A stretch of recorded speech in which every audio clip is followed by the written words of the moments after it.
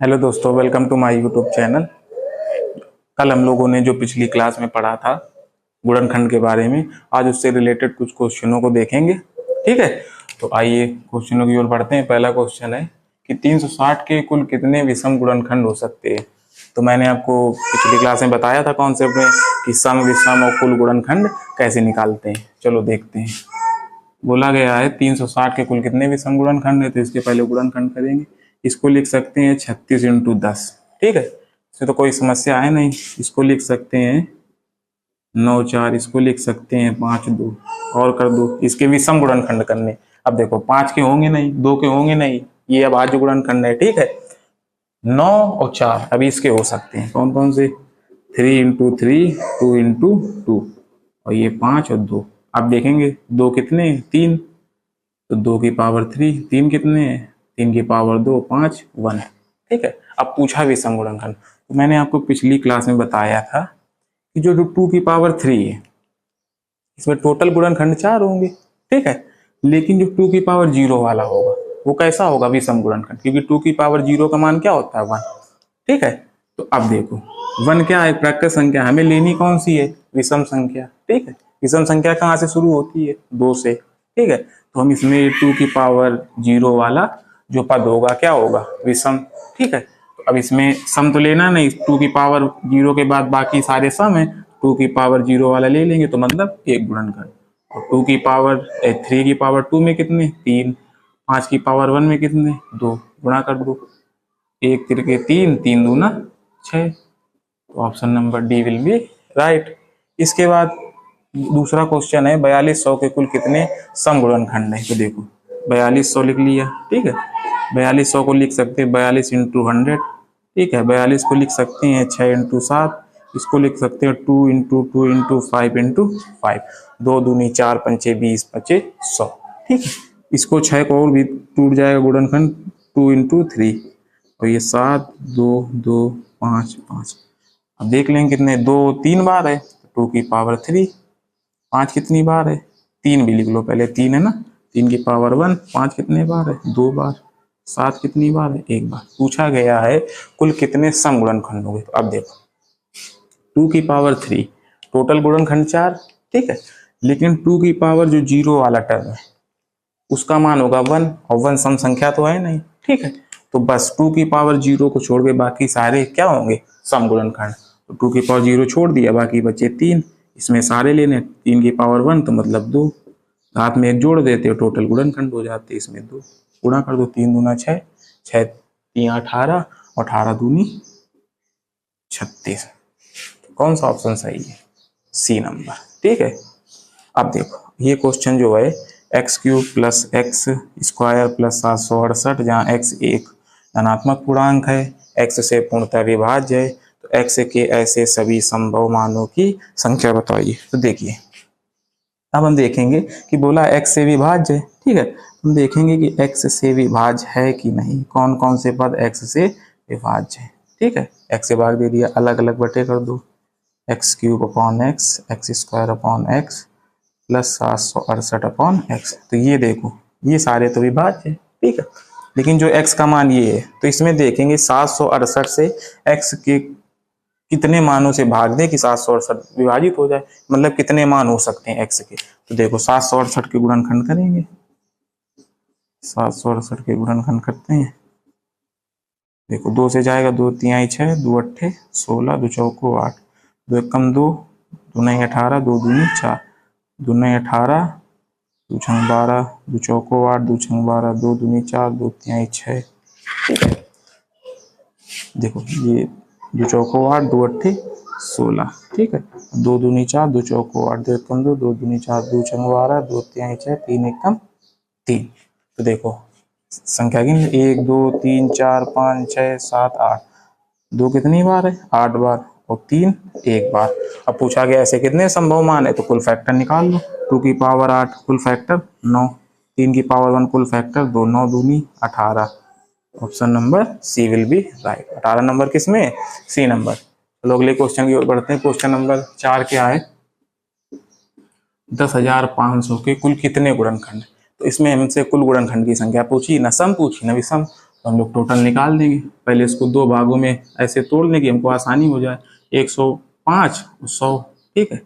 अब देखो इसको कर सकते हैं 15 × 7, इसको क्या 2 × 2 × 5 × 5।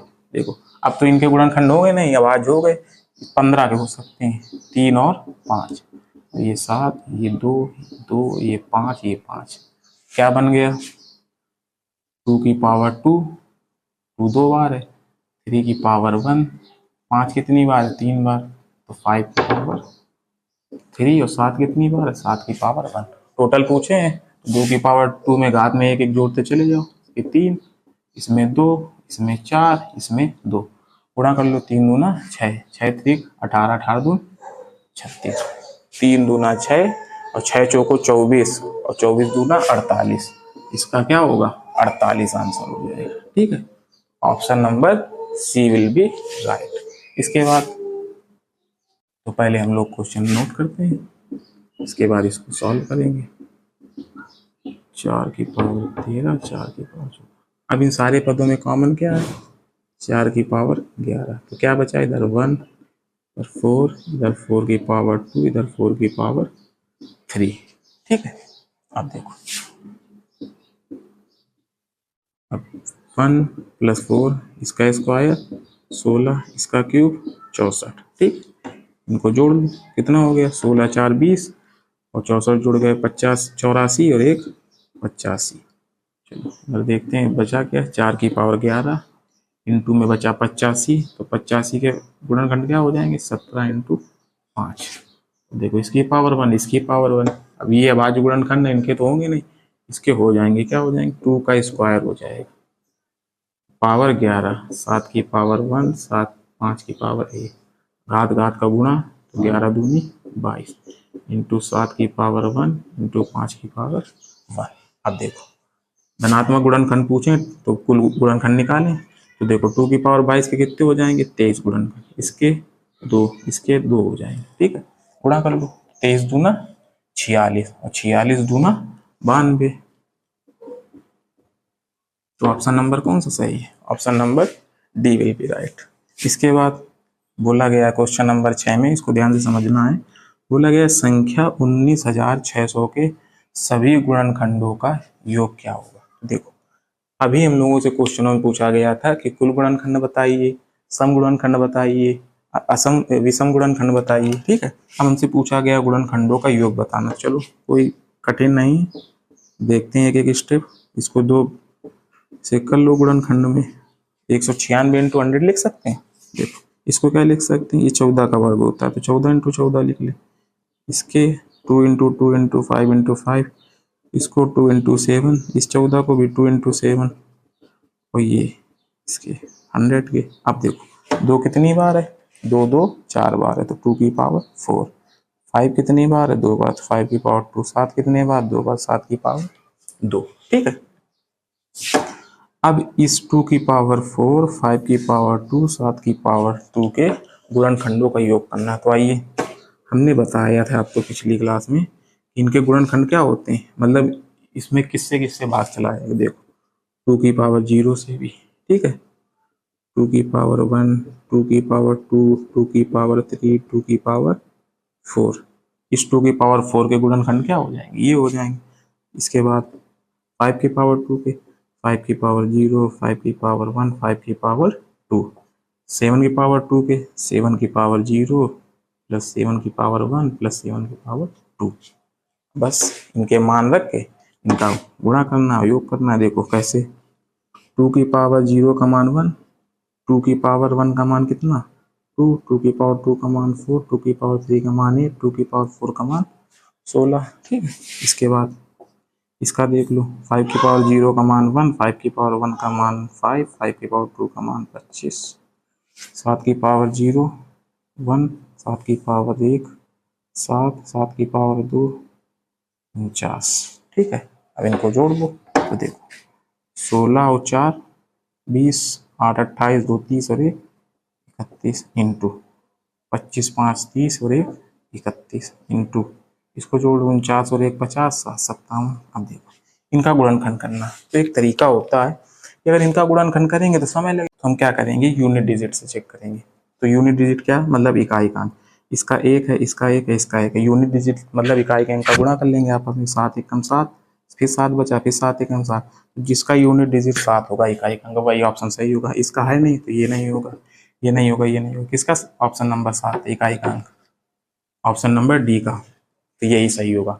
आशा करता हूँ ये वीडियो आपको पसंद आई होगी। फिर मिलेंगे कल अगली क्लास में नए कॉन्सेप्ट के साथ, ठीक है, उसके आगे बढ़ेंगे।